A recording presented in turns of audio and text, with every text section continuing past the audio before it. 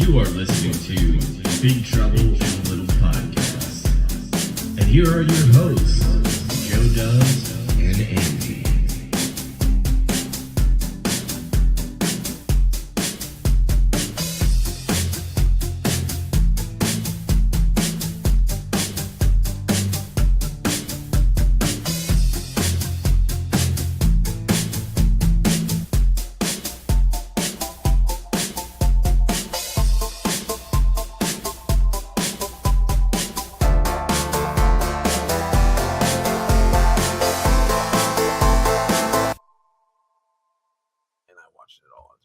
I also watched it's German movie called The American Friend. It was made in the 70s, and it was pretty cool. I liked it a lot. That's pretty much it, though. Otherwise, it's just been a bunch of video games and stuff like that. I watched a few more Twilight Zone episodes that weren't part of the assigned viewing, just because that show's so fucking great, and I just couldn't stand not watching more. Yeah. Oh my god, I can't wait until we talk about it. I've been watching the 12 Monkeys TV show. It's on Sci-Fi Channel. I think last time I talked about how I finished season 3. I'm working on season 4 at the moment. Really, really great fucking episodes. It just, you guys, if you love the movie, there's a lot of lore in this, so I would recommend to check it out. I did like that movie. I mean, it's low budget, so it's not going to be like as great as the Bruce Willis movie, but it talks about stuff like that. Well, it's not as great as the Bruce Willis movie. Why don't I just watch the Bruce Willis movie? I mean, you can, but if you want more to the story, I don't know. Maybe 2 hours is all I need. True. That's the difference between you and me. I like TV, you like movie. Big time. Yeah, other than that, been playing games, working up my retro collection, but that's for Escape from Side Quest. Andy, it's time for our movie of the week, which is a TV show. So yeah, January we've started a tradition. We switch it up. And we just each choose 2 Twilight Zones instead, just because it's the best show that ever existed. So let's start with a penny for your thoughts.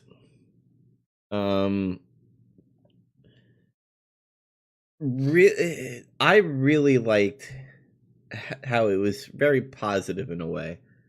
It wasn't like, there's a lot of Twilight Zone episodes where it's like things are weird, things are happening, and there's usually a twist where something horror happens to it a little bit. Yeah. And this one is just like, oh, I can read people's thoughts, and a penny for your thoughts is what season is it in? Season 2, I think. Mm-hmm.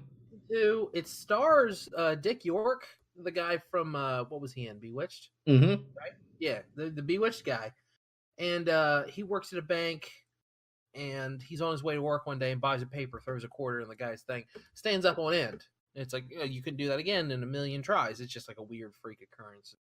For some reason, due to sci-fi laws, that makes it so that he can read people's thoughts. Like, he doesn't have to do anything. It's just whenever they're near him, he can just hear their thoughts.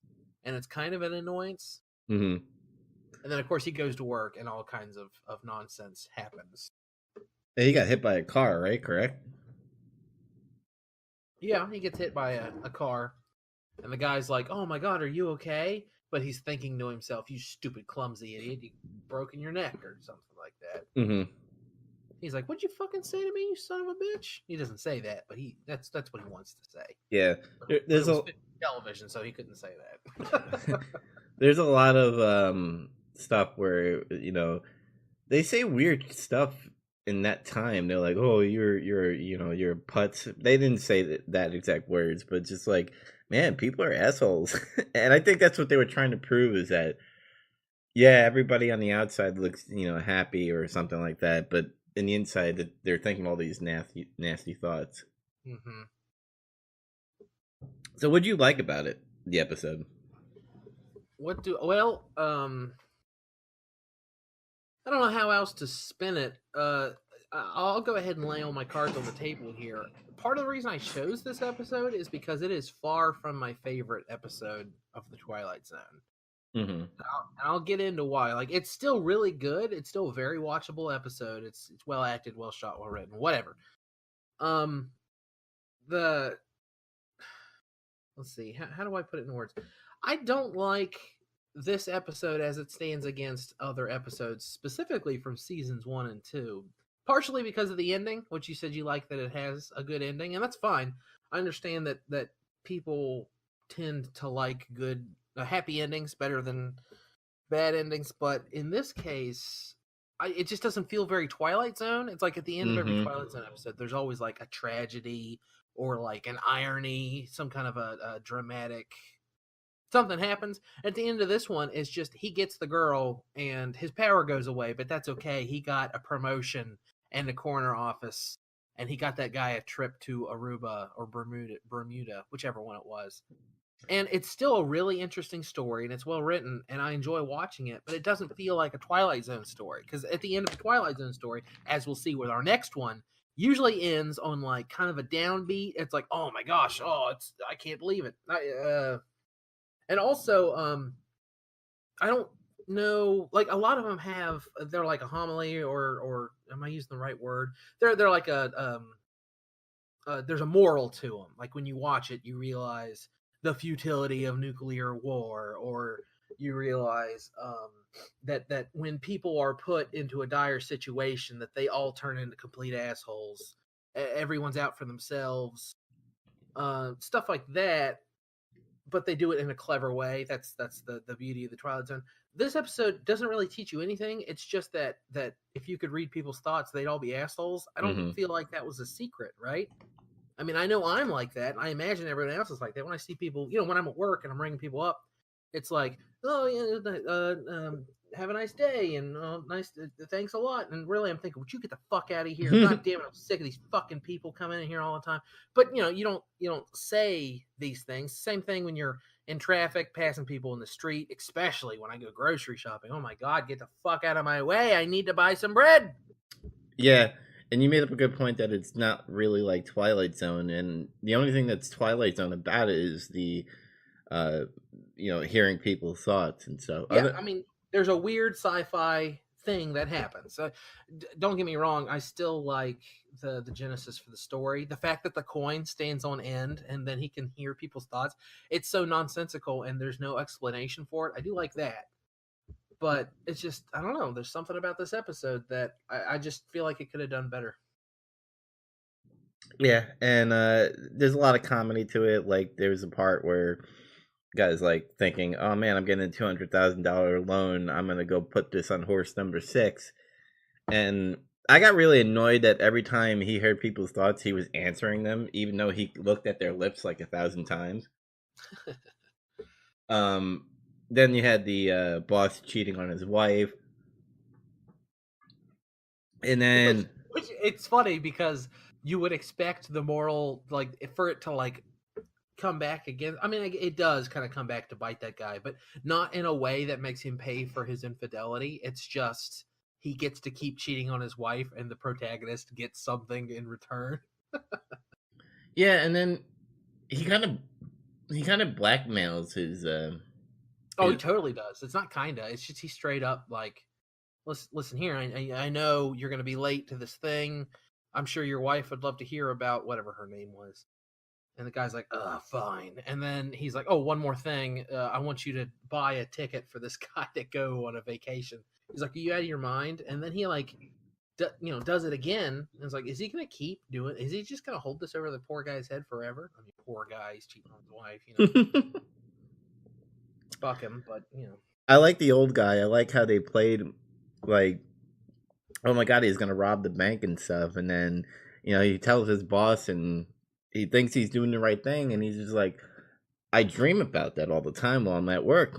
I do the same thing. I go, one of these days, I'm gonna do this, I'm gonna do that, but you never go with it because you're just thinking it, you're dreaming of it. Yeah. And that's what I liked about it. A lot of people probably do. I mean, almost everyone, I imagine.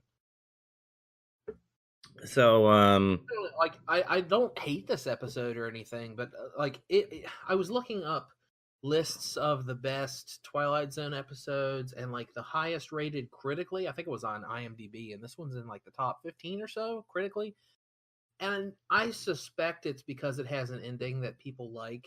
But like as far as Twilight Zone goes, that's not what I'm looking for. I want an ending that makes me go, oh, holy shit, oh, okay. But this one just makes you go, oh, okay, that's nice. It's that's not what I want for my sci-fi.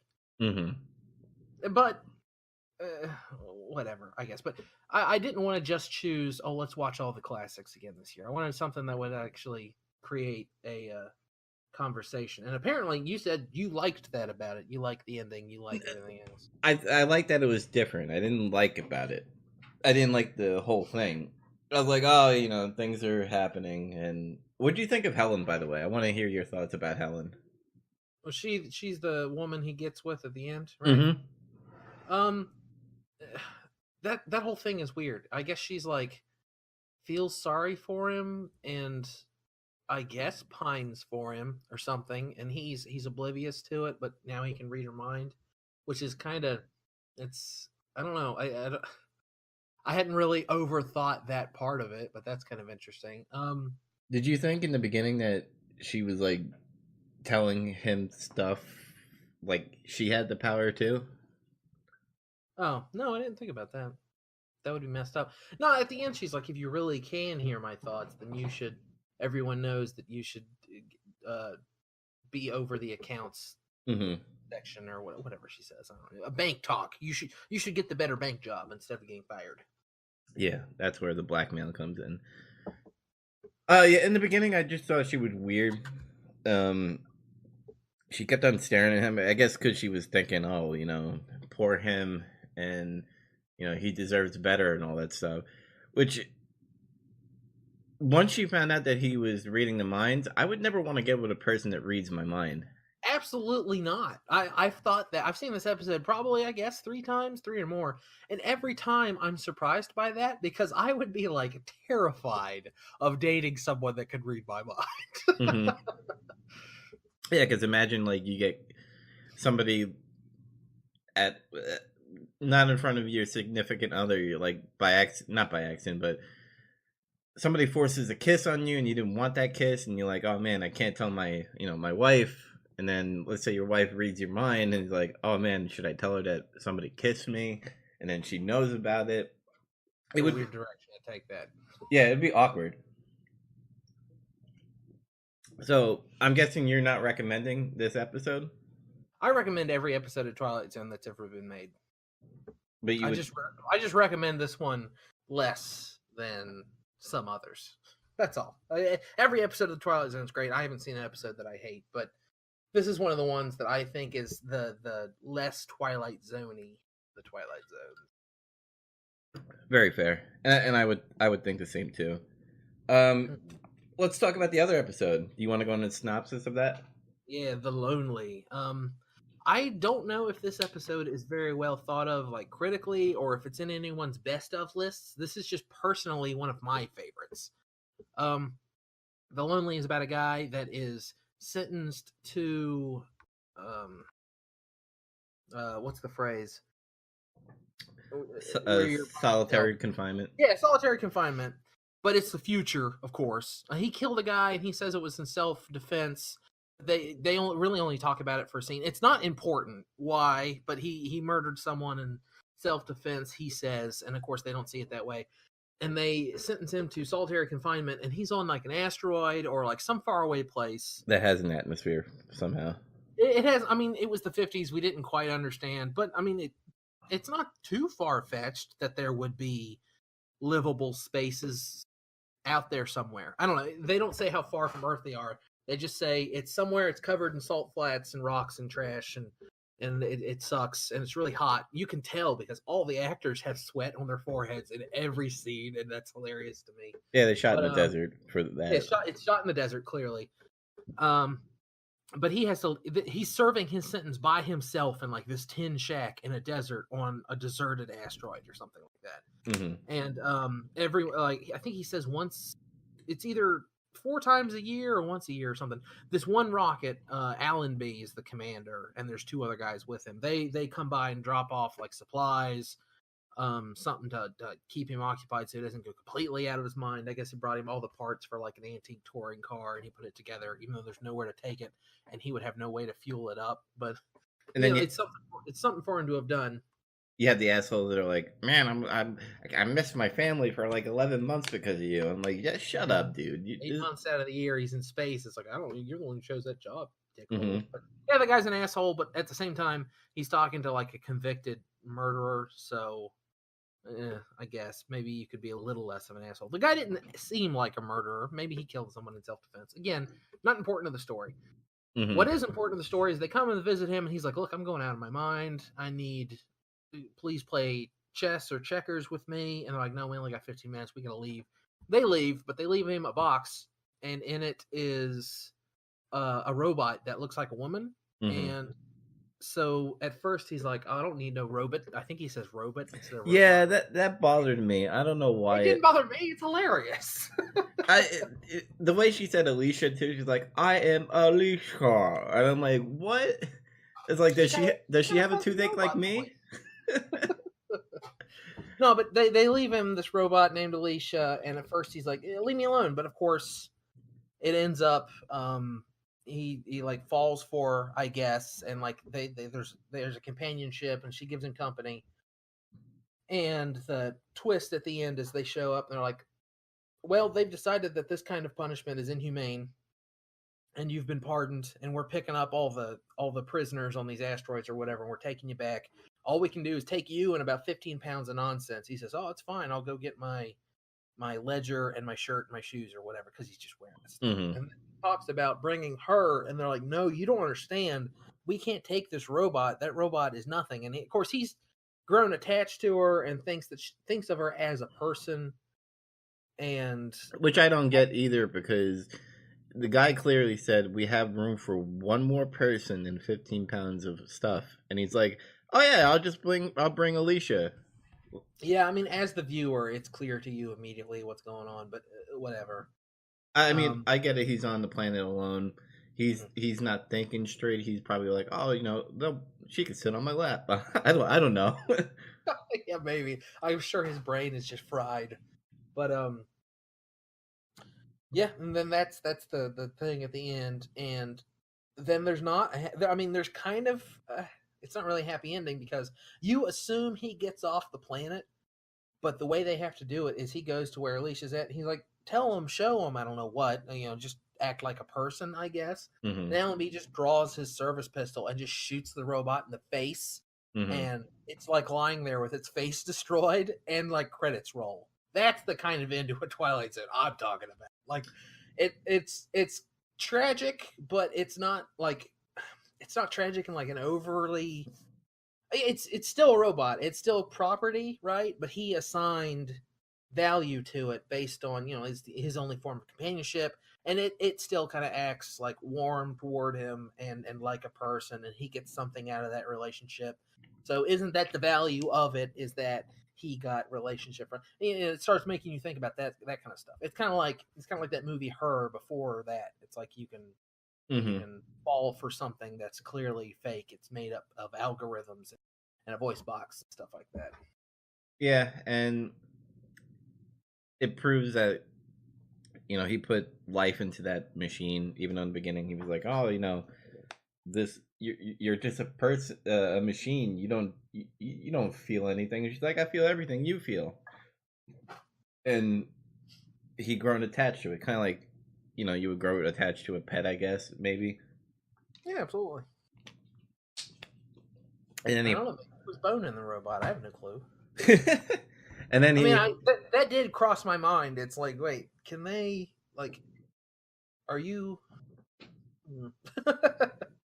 I mean, I think they alluded to that when they were looking up at the stars. Like, he fell in love with her and probably had sex with her. That's up to your interpretation. And I agree with the ending, because when he shoots the robot and he sees that his love is gone, I guess, in a way, like I you could feel like he is mad and angry inside, and he just goes like cold. So I like how it ended just right there, because maybe he goes and kills all of them for killing his lover, but you don't know because it ends there.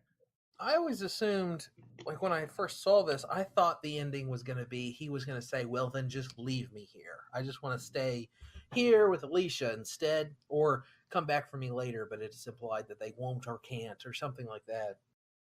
It's funny that No, they're like, "No, you're fucking coming with us, buddy. I'm sorry." yeah, it's funny you say that, because I thought I remember him saying, leave me here, and he's like, well, we're never coming back, so you're gonna Yeah. die here. And I think he put that together at the end. So this is obviously Unfortunately, there's less meat on this story's bones to talk about. Like there's less set pieces. There's not like the woman who falls for him, the guy who's going to rob the bank, his boss is having an affair. It's just this guy's by himself. He's given a robot and he falls for the robot. mm-hmm. That's the whole story. But I don't know. It's they pick little details and nice little scenes that help build upon that. And I really like the character of Allenby. Like he's not an asshole to him, to Corey, the main guy, the guy who's in prison there. Mm-hmm. He's not an asshole to him, but he's not like best friends or anything. It's just Corey like thinks he's his friend, and he's like, "Oh, we should play cards or something real quick." He's like, "No, we really can't. I'm getting out of here. Here's a car. Here's a sex robot. Whatever. I'm leaving." And then at the end, he's like, "Well, I got to do my job," so just shoots this robot in the face. Which I guess to him it would be like shooting a VCR or something like that. It's like, who cares? This is a piece of equipment. Mm-hmm. But still, pretty cool blooded in a way. Just seeing the way poor Corey was acting, because you'd have to assume, beyond the fact that he assigned value to it based on his experiences, the guy's probably unhinged a little bit, and also he has totally committed a murder. So, I'd be worried about his reaction to me shooting his VCR in the face. Mm-hmm. He might shoot you back in self-defense. He ain't got no gun, but I'd be afraid of how he'd act. Or you got to be on a rocket ship with him on the way back to Earth. I don't know how long that takes. Apparently, with 7 other convicts as well. Yeah, that's scary. Yeah, I want to see that episode. Yeah, like Andy said, these are TV shows, so it's like 30 minutes an episode.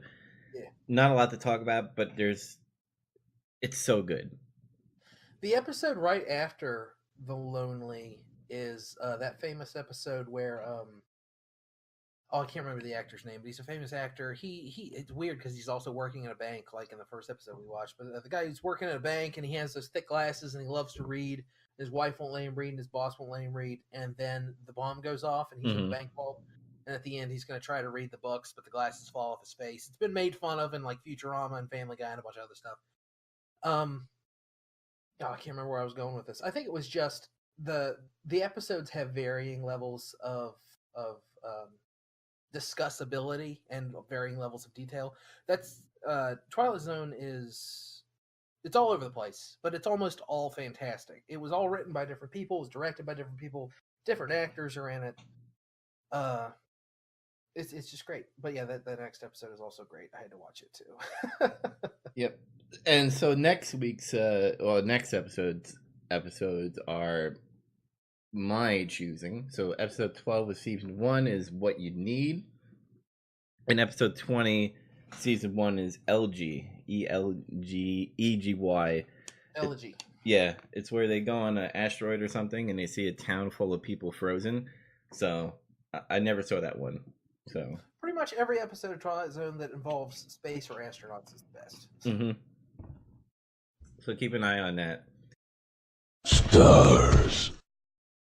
Hello, and welcome back. A little interruption, but we're here. Let's get to some news that matter to us, and boy, does this matter to us. Yeah, I was reading about this all afternoon. GhostBusters 3. And the thing that really catches my eye is that they are not caring about the 2016 reboot. Thank fucking God. That one has nothing to do with nothing now. Yep. And what's really good about this is that the director is the son of the original two. Very interesting. So Jason Rittman is going to be doing the new one. And did they say anything about Bill Murray in them? Do you know? To my knowledge, nothing. There's a director and there's a teaser that came out like, I don't know, this morning or something. And that's like it.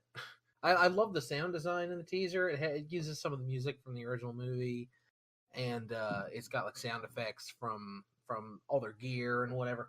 But as far as I know, no one else is confirmed to be it. I guess they've been making it like secretly, just because the last Ghostbusters like so ruined the Ghostbusters image. Mhm. But they still like made. I guess they made this company or something. I don't know if it has anything to do with that.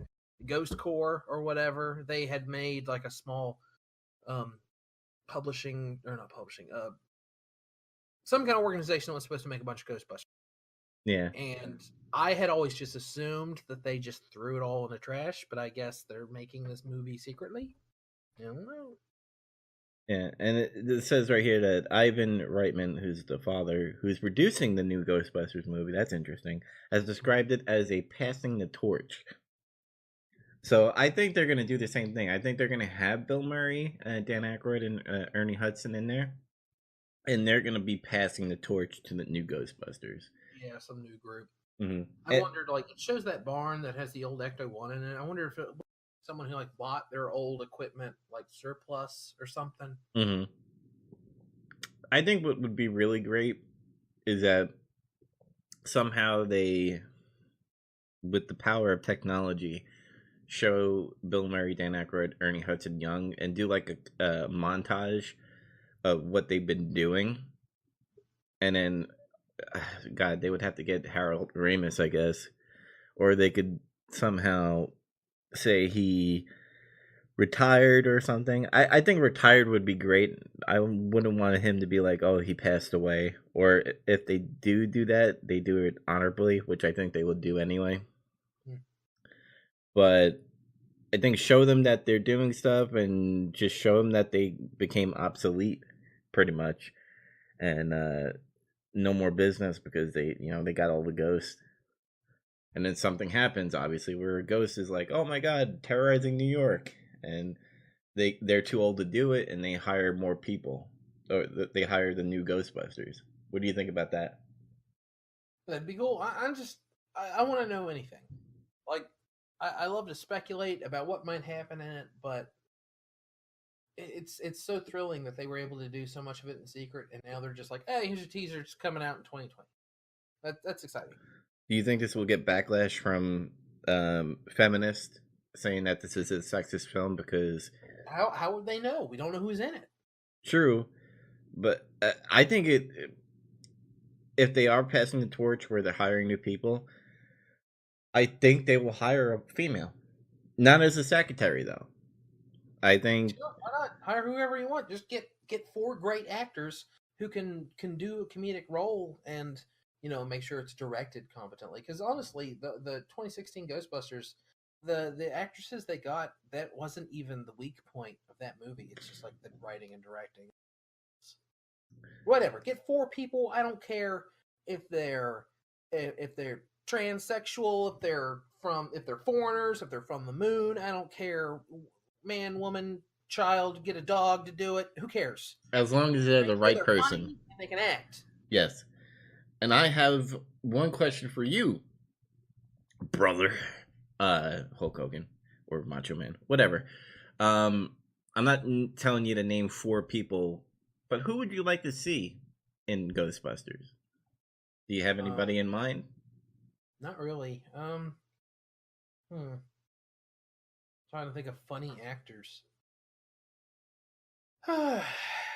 The guy, oh man, hold on, let me look it up real quick. IMDb. I wouldn't be surprised if you got like your Paul Rudd or your. What's that W movie? Is this it? No, what's the Dick Cheney movie? What? Dick Cheney, Christian Bale. Vice? Yeah. We're almost there. We almost got the actor. Okay. We almost fucking why there's so many ads? Oh my god. Steve Carell is one of them, maybe. Oh, sure. And Sam Rockwell. What do you think about Sam Rockwell? Sam Rockwell would be great. I don't know if he's that funny, but he's a good actor. Mm-hmm. No, he's funny enough. Yeah, he's been in some funny stuff. I don't think of him as funny first. I just think of him as a good actor first. And I don't. Mostly due to Moon. Do you think Ernie Hudson has some type of comedy in him, but you don't really think of him as comedy. He's more of the serious, like, I need a job kind of thing. That's part of what made it work so well. Is he was like more of a straight man to their nonsense. And I'm looking at Vice right now. Even Amy Adams as a Ghostbuster would be pretty cool. Yeah, that could work, I guess. Man, just hire the Vice people. There you go. I don't work in casting. It's really hard to just be like, oh, this guy would be good in this role. It's fun to speculate on sometimes, but I'll admit I'm like the worst at the party when it comes to coming up with cast all the Dragon Ball characters or something, something like that. Like, I don't fucking someone bald, I guess. I don't know. And this is true every time I go in all our podcasts that we do. I go, Andy, who you think would be perfect for for this role? And you'd be like, you put me on the spot. I have no idea. I don't know. Who should play Abraham Lincoln? I don't fucking Jack Black. I don't fucking know. Adrian Brody. Adrian Brody. There, he's never aged at all. And there's By the way, I watched. We reviewed The Prestige, the Christopher Nolan film, and me and my friends watched it, and I forgot that David Bowie was in that film. Fuck yeah, he is. As Tesla. Yeah, it's Tesla. Yeah. What a good cast for that, because it was short and sweet. He didn't have a lot of lines, and he was mysterious. And David Bowie's always mysterious. Absolutely, David Bowie is wonderful in everything he's ever been. Mm-hmm. So Andy, working on any projects lately? No, not really. Just writing and stuff. Writing scripts. Well, not scripts necessarily. Gags, set pieces, ideas. Honestly, Smash Brothers threw a huge wrench in all of my get up and go. Mm-hmm. You still doing those blog things about the movies that you watched that you kind of marathon through? Yeah, somewhat. Again, I wanted them to just be like short and sweet, but a lot of them are turning into more like I actually researched the movie a little bit because I got real curious. But some of them are still just short and sweet because I saw the movie, it was good. This is why. Bleh. Mm-hmm. So I'll tell you something what I'm going to be doing on the 24th. I'm going to be doing St. Jude Charity for streaming on video games, even though this is a movie podcast. Oh. So Resident Evil 2 Remake is coming out on the 25th of midnight. So I was like, hey, it'd be great if I do the original and then play the remake and then do it for charity. So make sure you come to twitch.tv/Metal Gear Nemesis and have a chance to win a copy of Resident Evil 2 Remake. Ooh. Mm-hmm. And the only way you're eligible to win a copy, possibly, no, you have to donate $5 to the charity. Because I don't want somebody going, hey, I'm here, I want a copy. Oh, no, you're not getting any money for charity. Peace out. And is there any other prizes, or is that it? Is it just Resident Evil? What if I despise Resident Evil? What if I saw all those Paul whatever Anderson, the other one, the bad one? What if I saw all of his movies and now I hate Resident Evil? I would say play the demo and don't rely on the movies. The movies don't mean shit for the video games. What if I have bad taste and I hate Resident Evil? I would buy you Resident Evil Survivor for the PS1 and tell you that's a bad game. Have you ever played that game? I mean, if it's my taste, I don't think it's bad, but I saw the AVGN on it, but I've never played it. All right, we're getting off in the video game weeds on our movies. Yeah. Other than that, make sure you go to. Oh, I don't know if I said this last episode, but I've changed things on Podbean. We are at novnetwork.podbean.com. Reason why we changed it to the Nerd Review Network is because I work on nerdreview.com, and I'm gonna have more podcasts that I'm gonna be putting on that Podbean, which I would be announcing during the charity. So if you're wondering which podcast I'm gonna be producing or making, make sure you stop by. And the charity starts as I belch. Sorry, folks. 24th. It's on nerdreview.com. I'm looking now. Resident Evil charity. Okay, we already know about that. Escape from Side Quests. Santa Claus. Okay, if you're listening to this, you're probably listening to that. Mm-hmm. Okay, never mind. So the 24th, 8 p.m. Eastern time is when we start, and then pretty much throughout the night. And yeah, just keep an eye on that. And if you want to win a copy of Resident Evil 2 Remake, I would stop by. And if you're not a fan of Resident Evil 2, then I guess stop by and give money to the charity. Yeah, maybe you can still be a fan of charity. Yep. Other than that, I think we're done with the episode. We're done with it. It just cuts off. All right, we're done. I should do that. Maybe I'll edit that. Other than that, guys, see you later. Thanks for listening.